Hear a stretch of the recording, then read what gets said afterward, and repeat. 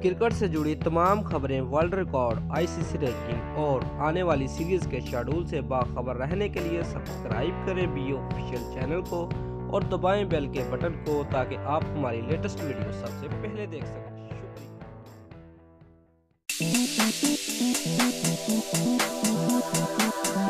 Viewers, अगर आप पाकिस्तानी हैं और एबी डिविलियर को पसंद करते हैं तो जल्दी से वीडियो को लाइक कर दें।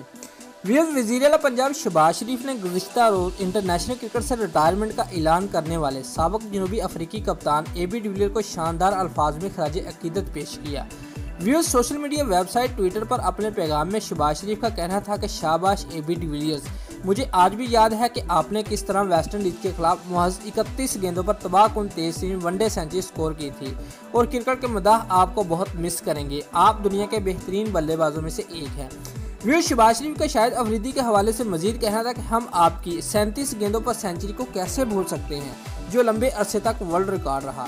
दोस्तों, अगर आपको हमारी ये वीडियो पसंद आई है तो लाइक और कमेंट लाजमी करें और हमारे चैनल को सब्सक्राइब करना मत भूलिए। शुक्रिया।